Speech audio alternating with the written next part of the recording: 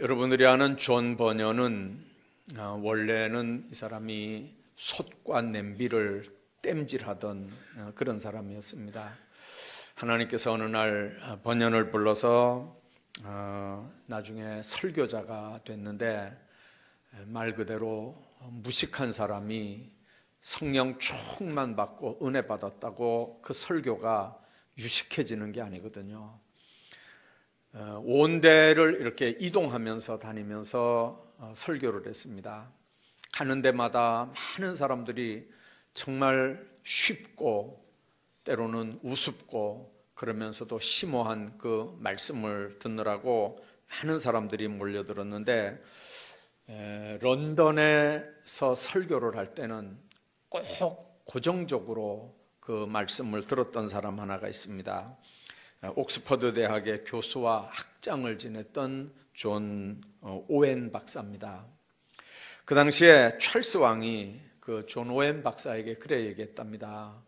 당신 같은 유명한 사람이 어떻게 그 학식을 다 덮어놓고 무식한 존 버년의 설교를 꼭 들으려고 애를 씁니까? 그랬더니 그 오웬 박사가 하는 말이, 만약 내가 존 버년이 받았던 은사를 받을 수만 있다면 내 모든 학식을 다 내려놓겠습니다.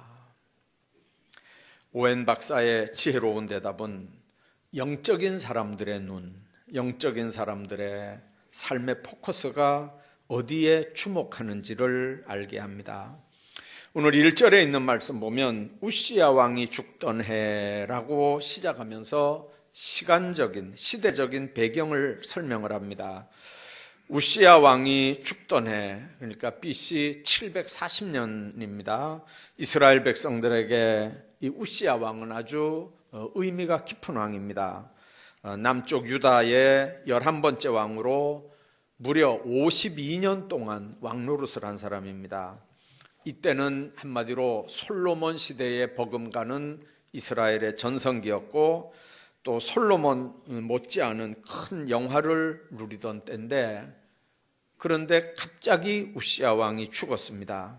그것도 하나님의 벌을 받아서 나병 환자가 돼서 죽음으로 민심이 동요하고 국가 장래가 불투명한 상황이 됐습니다. 한 사람이 52년 동안을 통치했으니까 그 파급 효과가, 영향력이 엄청났습니다. 뿐만 아니라 오늘 이사야 입장 개인적으로는 이 우시야 왕하고는 사촌지간입니다. 그래서 이사야가 하나님의 말씀을 전하고 사역을 할 때 정치적으로, 경제적으로 든든한 버팀목이 되고 지원자가 됐던 우시야였습니다. 그래서 이 우시야 왕이 죽었다는 말은 이사야 개인에게나 이스라엘 민족 입장에서 볼 때 어떤 면에서는 큰 위기 상황일 수 있습니다. 인간적으로는 소망이 끊어지고 왕궁 사역의 기반이 흔들리는 그런 돌발 상황이 지금 발생한 겁니다. 그런데 이사야는 이런 상황 가운데서 낙심하고 좌절하고 그리고 포기해서 주저앉은 게 아니라, 왕이 죽고 이사야 자신의 신앙도 흔들릴 때 하나님의 전에 나아가서 기도합니다. 그리고 놀라운 영적 경험들을 하는 게 오늘 6장에 기록된 말씀입니다. 오늘 이사야를 회복시키시고 능력 가운데 세워주시는 놀라운 과정들을 생각하면서 오늘 본문을 통해서 은혜를 나누려고 합니다. 우선 1절에 있는 말씀 보면, 우시야 왕의 죽던 해에 내가 본즉 주께서 높이 들린 보좌에 앉으셨는데 그 옷자락은 성전에 가득하였고, 그렇게 말씀합니다. 보좌에 앉아 계신 주님을 바라보게 됩니다. 하나님을 바라봤다는 말입니다. 우시야 왕이 교만하다가 하나님의 벌을 받아 나병 환자가 돼서 죽음으로 민심이 동요되고 국가 장래가 불투명하고 이사야 자신의 신앙도 흔들릴 때 할 수 있는 이사야의 유일한 방법은 하나님의 성전에 나가서 기도하는 겁니다. 하나님의 성전에 나가서 꿇어 엎드려 하나님의 뜻이 도대체 뭔지, 이 상황을 선지자 이사야의 입장에서는 어떻게 하나님 앞에서 처신해야 되는지 하나님의 음성을 듣기를 원했는데, 그때 초자연적인 능력이 이사야에게 임하고 환상이 보이는 겁니다. 서랍들이 모시고 섰는데 각기 6날개가 있어 그 둘로는 자기 얼굴을 가리었고 둘로는 자기 팔을 가리었고 둘로는 날며 서로 불러 이르되 거룩하다 거룩하다 하는 음성을 듣게 됩니다. 환상을 보고 하나님의 음성을 듣습니다. 그 음성이 이사야에게는 절망적인 기쁨이 됩니다. 낙심하고 좌절할 수밖에 없는 이사야에게는 위기가 새로운 시대의 꿈으로 바뀌게 됩니다. 영안이 열려지고 나니까 왕이 죽었다는, 그리고 나라가 위기 속에 있다는 이 앞에 놓여 있는 상황보다는 그 일을 통해서 하나님이 하시려고 하는 놀라운 섭리를 깨닫게 됩니다. 지금도 하나님을 바라보는 이 방법이 우리가 당하는 모든 문제의 해결이 되는 공식인 걸 여러분들 믿으시기 바랍니다. 성도들은 살다 어떤 위기 가운데 흔들리면 첫 시도는 인간적인 방법으로 자꾸 이렇게 해결하려고 하지 말고 하나님 앞에 엎드려야 됩니다. 하나님을 바라봐야 됩니다. 어려울 때마다, 낙심되는 일이 있을 때마다 하나님 앞으로 나와서 성전에 엎드리기를 바랍니다. 영안이 열려지고 하나님의 임재를 보고 하나님의 영광을 보고 하나님의 높은 권세를 바라볼 수 있기를 바랍니다. 그런데 신앙인들은 의외로 이 실제적인 위기 상황 가운데 오면 이런 궁극적인 방법을 선택하는 게 아니고 인간적인 수단이나 방법을 선택하다가 자기가 한 말에 꼬이고 자기가 선택한 행동에 꼬여서 오히려 더 복잡하게 꼬이고 꼬여서 긴 방황 가운데 빠질 때가 있습니다. 모든 문제의 해결은 전능하신 하나님을 바라보는 데서부터 시작이 되고 그 하나님 앞에 엎드리는 데서부터 시작이 된다고 하는 걸 믿으시길 바랍니다. 어린 소년과 백만장자 노인의 그 훈훈한 미담이 미국 사회에서 화제가 됐었답니다. 20세기 초에 미국 서부 어느 작은 도시에서 있었던 일이라는데 내용이 이런 겁니다. 10살 된 어떤 남자아이가 손에 $1를 들고 거리를 헤매는 겁니다. 상점마다 이렇게 들어가서 안녕하세요, 혹시 하나님을 파시나요? 이렇게 하고 이제 돌아다니는 겁니다. 어떤 가게 주인은 하나님 없다 이렇게 하고 이제 쫓아내는 경우도 있고, 또 어떤 가게에서는 이게 이제 장사 방해된다고 아예 들어오지도 못하게 하고, 이렇게 하다가 69번째 가게에 들어갔었답니다.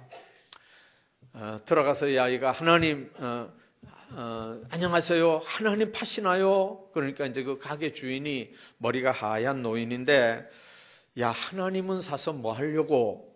그렇게 물었습니다.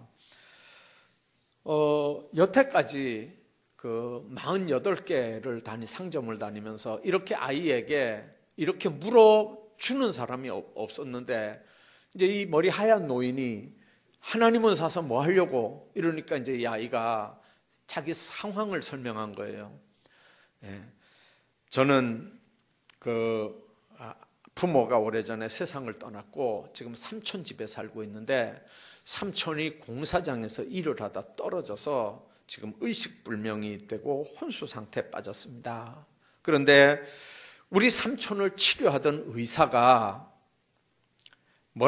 아이에게 뭐라고 얘기했냐면, 삼촌을 구해줄 수 있는 건 하나님밖에 없다. 삼촌을 구해줄 건 하나님밖에 없다. 이렇게 하고 나갔다는 거죠. 그래서 그 아이가 그때부터 하나님을 어디서 구하냐? 그래서 상점에서 이제 구하는 줄 알고 온 데 다니면서 참 하나님만 구하면, 이 신기한 하나님만 사면 얼마든지 우리 삼촌을 살릴 수 있다고 생각을 해서 제가 하나님을 사서 삼촌에게 먹이려고 합니다. 그러면 꼭 의사가 하는데 낫는다 그랬습니다. 그래서 그 노인네가 아이 보고 돈은 얼마나 가지고 있냐? 그러니까 1달러 가지고 있습니다. 그러면 됐다. 그러면서 음료수를 하나 팔았습니다. 그 음료수 이름이 하나님의 키스라는 겁니다. 뭐 요즘 말로 하면 코카콜라 뭐 이런 것처럼 음료수 이름이 하나님 키스입니다. 이 아이가 그걸 하나 사들고 쫓아와서 자기 삼촌한테 그걸 먹입니다. 하나님을 구했다고, 이것만 먹으면 삼촌이 산다고. 근데 그 다음날 아침 일찍이 그 작은 도시에, 그 나라 미국에서는 최고 권위 있는 아주 최고의 의료 전문가들이 전용 비행기를 타고 그 작은 동네에 몰려왔습니다. 그리고 그 삼촌이 입원하고 있는 병원에 들어가서 그 삼촌을 진료를 했습니다. 그리고 정말 삼촌은 금방 깨나고 정말 빠른 속도로 이렇게 치료가 됐습니다. 삼촌은 퇴원할 때 천문학적인 그 병원 치료비를 보고 너무 깜짝 놀랐는데, 근데 병원 측에서 뭐라고 하냐면 이 엄청난 치료비가 어떤 노인이 다 지불을 했다. 억만장자 노인이 다 지불을 했다. 그러니까 걱정하지 말아라. 나중에 그 삼촌을 진료한 의사들이 누구냐면 바로 그 병원의 그 구멍가게 주인, 머리 허연 노인이 그 엄청난 의료진들을 고용을 해서 이 삼촌을 치료해 준 겁니다. 삼촌이 나중에 이제 아이가 마지막으로 들린 가게 주인이 이제 그분인 줄 알고 찾아갔습니다. 그랬더니 이미 노인은 여행을 떠난 상황이고 편지를 한 장 남겼는데 그 내용이 이런 겁니다. 젊은이, 내게 고마워할 필요가 없네. 사실 모든 비용은 자네 조카가 다 낸 거네. 자네에게 이런 기특한 조카가 있다는 게 정말 행운이라는 걸 말하고 싶네. 자네를 위해서 1달러를 쥐고 온 거리를 누비며 하나님을 찾아다녔으니 말이야. 하나님께 감사하게 자네를 살린 분은 그분이니까. 이렇게 편지를 보냈었다는 얘기입니다. 세상은 우리에게 소망을 주지 않습니다. 하나님을 바라봐야 우리에게 소망이 있습니다. 하나님을 바라보면 어떤 때는 영적인 낙관주의자가 되는 것 같습니다. 인간은 누구든지 나름대로 소망이 있기 때문에 세상을 사는 겁니다. 사람에게 소망이라고 하는 게 사라지면 절망이거든요. 절망하는 사람들에게, 소망 없는 사람들에게 나타나는 대표적인 증상이 우울증입니다. 그래서 우울증 환자들은 살 소망이 없습니다. 살 이유가 없다고 생각하기 때문에 자살을 하는 거거든요. 소망이 사라지면 사람은 살 의미를 발견하지 못합니다. 보스턴 지역에서 목회하는 골든 목사님이라고 하는 분이 계셨습니다. 이분은 능력 있는 설교를 하시는 유명한 목회자로 알려져 있고 설교 준비하는데 엄청난 시간을 할애하는 목사님으로 목회자들 가운데도 소문이 나 있는 분입니다. 어느 날 설교 준비를 하다 책상에서 잠깐 잠이 들었는데 꿈속에서도 주일날이었습니다. 목사님이 이렇게 강단에서 이제 설교를 하려고 딱 서 있는데 온 이 예배당 의자가 꽉 차 있고, 그리고 눈에 이렇게 딱 띄는 자리에 보니까 어떤 젊은이가, 한 30대쯤 되는 젊은이가 모자를 푸늘러 쓰고 이렇게 앉아 있었습니다. 미국은 예배 드릴 때 모자 쓰고 예배당에 앉아 예배 드리는 사람 없거든요. 계속 설교하는 목사님이 꿈속에서지만 계속 그쪽으로 이제 신경이 써지는 겁니다. 그래서 예배가 끝난 다음에 이야기를 좀 만나서 이야기를 해야 되겠다 싶어서 예배가 끝난 다음에 내려가 보니까 이 청년이 없어진 거예요. 그래서 안내위원들한테 물었습니다. 여기 모자 쓰고 있던 청년 어디 갔느냐? 그러니까 이렇게 보더니 안 보이네요. 그 청년 아냐? 알아요. 누구냐? 그 청년 예수예요. 그 예수예요 하는데 깜짝 놀라 딱 깨났습니다. 딱 보니까 자기가 책상에 엎드려져서 이제 깜빡 잠을 자고 있었는데 그 꿈 속에 이제 그 꿈을 꾼 거죠. 이 꿈 후에 골든 목사님은 확신을 가지게 됩니다. 우리 예배 시간에 여기 지금 주님이 예배에 함께 하고 계시구나. 지금도 우리 가운데 그분이 계시구나. 그분이 여기 계셔서 예배를 받으시는 분이구나 하면서 확신 있는 설교를 했다는 거죠. 교회는 생동감 넘치는 예배를 통해서 크게 부흥이 됐다고 그럽니다. 이사야는 어떻게 보면 인간적으로 경제적인 면이나 정치적인 후원자가 이렇게 됐던 우시야 왕이 죽으니까 너무 낙심할 수밖에 없습니다. 그런 상황에서 그의 사역이 꺾였겠습니까? 그런데 주께서 높이 들린 보좌에 앉으셨는데 그 옷자락이 성전에 가득함을 그때 본 겁니다. 하나님의 임재를 본 겁니다. 하나님이 나와 함께 계시는구나. 하나님이 우리 민족과 함께 계시는구나 하는 걸 이사야가 깨닫는 겁니다. 여러분들, 하나님의 일을 하고 싶습니까? 하나님의 일을 강력하게 하고 싶습니까? 그러면 강력한 소망을 품으시기 바랍니다.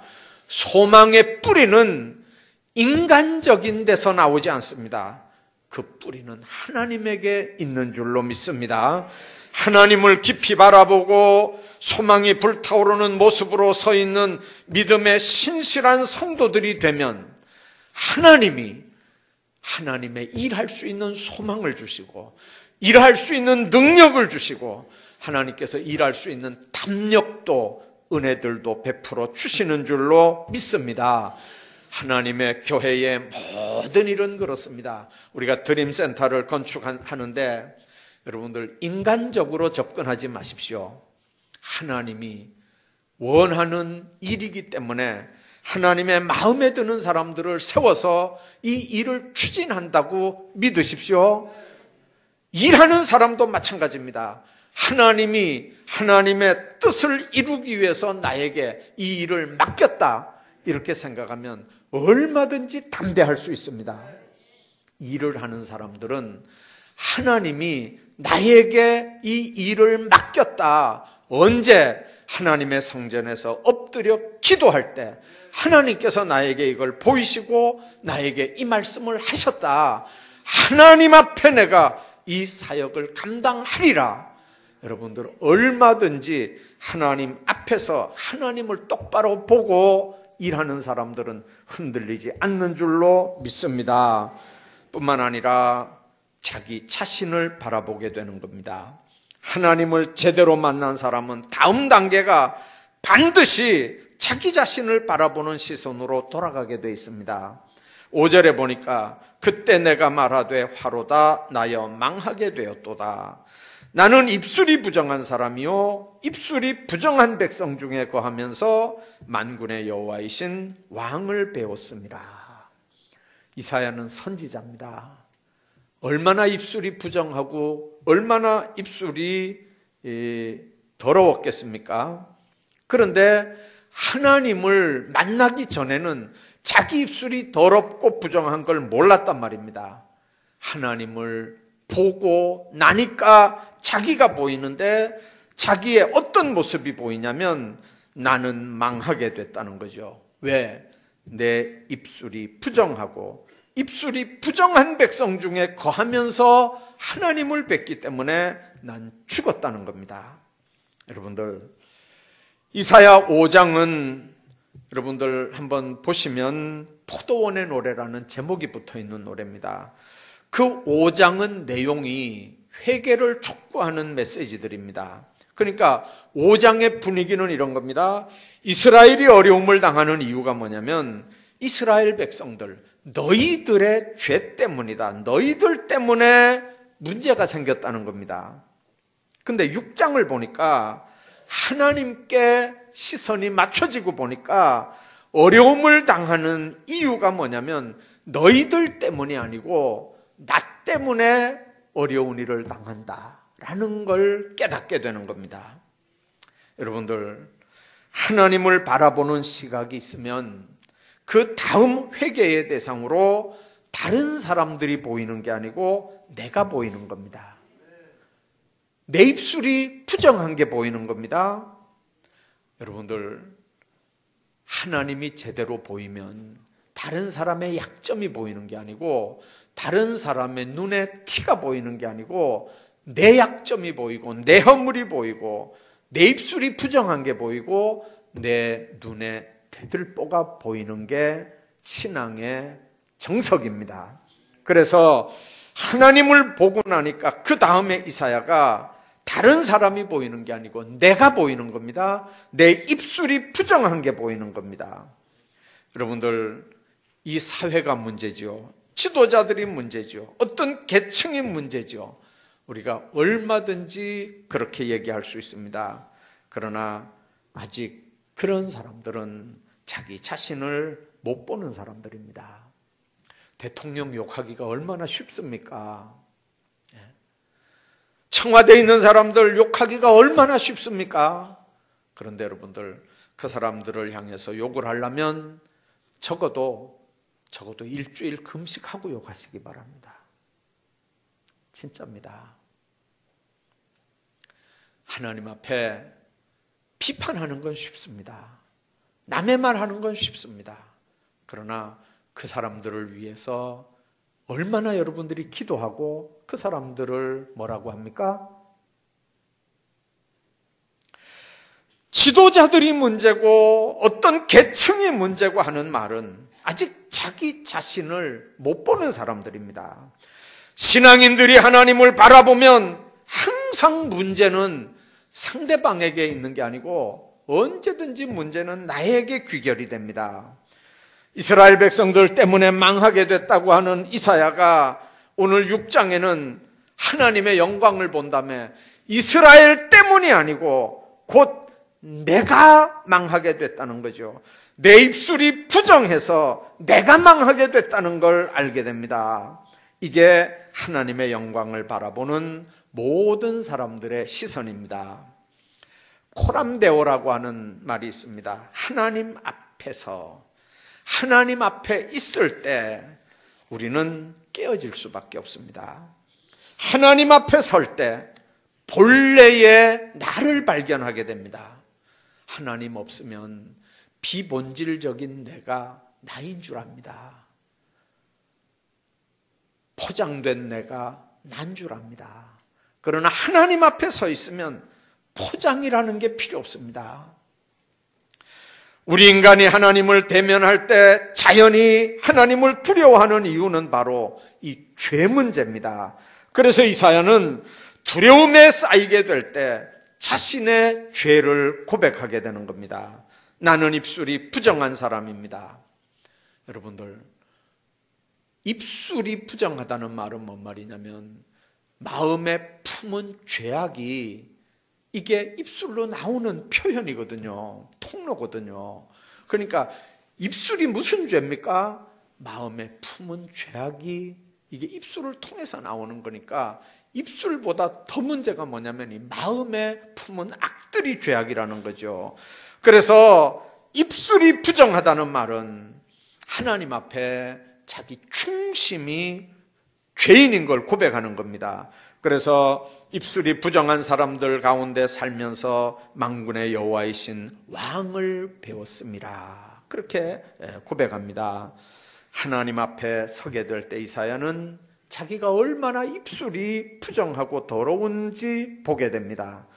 거룩하신 하나님을 대할 때 그는 즉각적으로 자기 죄를 깨닫습니다. 그리고 자기 죄를 자백하게 됩니다. 왜 그러냐면 그 더러운 입술의 죄가 자기 죽음이라고 하는 걸 너무 잘 알기 때문에 그렇습니다.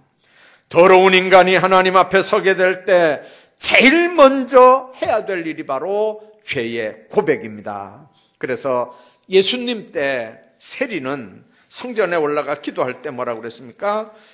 나를 불쌍히 여기소서, 나는 죄인이로소이다. 자기 죄를 고백할 때 주님은 그 기도를 들으셨다고 그랬습니다. 욥처럼 그렇게 신앙 좋은 의로운 사람도 큰 환난을 당할 때 얼마나 변론을 잘했습니까? 그 제주꾼들, 말꾼들 3명하고 이 대화를 할 때 한 번도 욥이 진 적이 없습니다. 그 3사람하고 그렇게 말 잘하다가도 나중에 주님을 딱 대면하고 난 다음에 그렇게 합니다. 내가 주께 대하여 귀로 듣기만 하였더니 이제는 눈으로 주를 배움나이다. 그러므로 내가 스스로 하나고 티끌과 제 가운데서 회개하나이다. 욥의 마지막 결론이 그겁니다. 그럴 때 하나님께서 욥을 놀랍도록 회복시키고 축복했던 걸 우리가 압니다. 시몬 베드로는 누가복음 5장 8절에 예수님 발 앞에 엎드려서 그렇습니다. 주여 나를 떠나소서 나는 죄인이로소이다. 바울은 디모데전서 1장 15절에서 죄인 중에 내가 괴수입니다. 그렇게 말했습니다. 회개는 누가 합니까? 자신을 볼 줄 아는 사람이 회개합니다. 누가 자신을 볼 줄 압니까? 하나님의 영광을 본 사람이어야 자신을 볼 줄 압니다. 주님의 영광을 바라보면 그 다음에 자기 입으로 화로다 나여 망하게 됐다, 이런 고백이 나오게 되어 있습니다. 오늘도 주님의 영광을 바라보면서 무엇보다도 우리 자신들을 발견할 수 있기를 바랍니다. 이 시간에 성령 하나님께서 우리가 고백하는 모든 입술에 성령의 숯불을 대셔서 우리를 용서하시고 치유하시고 회복시키시는 축복들이 있기를 주의 이름으로 축원합니다. 그 다음에 8절에 보니까 내가 또 주의 목소리를 들은즉 이르되 내가 누구를 보내며 누가 우리를 위하여 갈꼬. 그때 내가 가로되 내가 여기 있나이다 나를 보내소서. 하나님의 일은 얼마든지 자기가 계산해서 자기가 판단해서 얼마든지 이런 정도는 내가 할 수 있다, 그렇게 할 수 있는 사람 없습니다.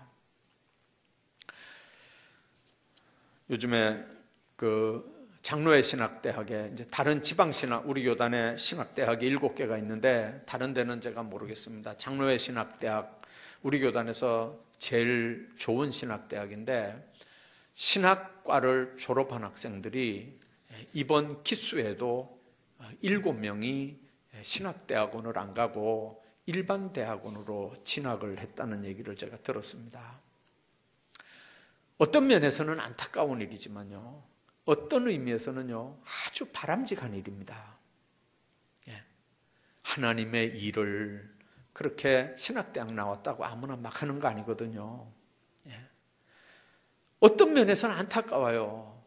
그럴 바에는 차라리 4년을 다른 전공을 해서 그 분야에 훨씬 더 이렇게 그 분야의 대학원하고 연결이 됐으면 얼마나 전문 인력들이 될 텐데 왜 신대원도 안 갈 신학과를 해가지고 중간에 이렇게 7명이나 이탈하는지 안타깝지만, 그러나 가만히 한번 생각해 보면 억지로 신대원 가서 사명 없이 여러분들 주의 일 한다는 게 본인도 힘들고 교회도 힘들고 이게 얼마나 힘들겠어요.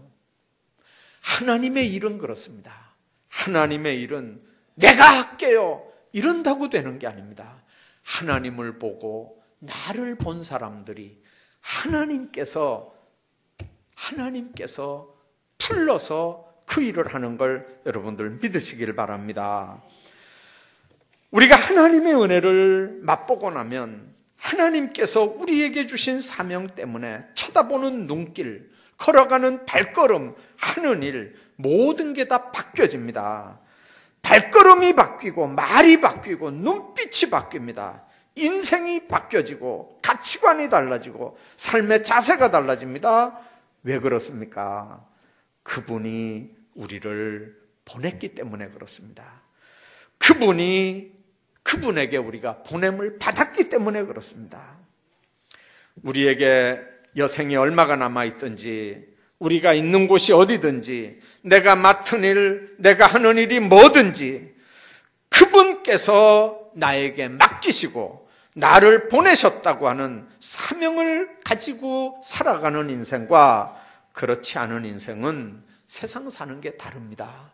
삶의 무게가 다르다는 말입니다. 오늘도 주님께서 주신 사명 가지고 사명을 바라보는 눈으로 힘찬 사역들을 감당하는 여러분들 되시기를 바랍니다. 삶의 전체 변화도 너무 중요하지만 뭘 보고 사느냐, 우리 삶에 그건 너무 중요합니다. 믿고 의지하던 사람이 여러분들 곁을 떠났습니까? 그래서 좌절하고 낙심했습니까? 새로운 일을 시작하려고 하는 의욕조차 다 사라져버렸습니까? 해결할 수 있는 유일한 방법은 하나님을 바라보는 일입니다. 그러면 자기 자신의 허물들이 보이고 겸손한 가운데서 하나님의 능력을 체험할 수 있습니다. 그 사람들이 하나님 앞에 쓰임을 받는, 하나님 앞에 부름을 받고 보냄받은 하나님의 사람들로 세상을 살아가게 되는 겁니다.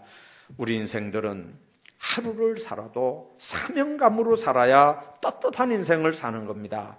오늘 이 예배에 참여한 여러분들께 하나님의 능력을 바라보는 눈, 자기 자신의 허물을 바라보는 눈, 나에게 주시는 사명을 바라보는 눈, 그런 눈을 가지고 세상 살아가시기를 주의 이름으로 축복합니다.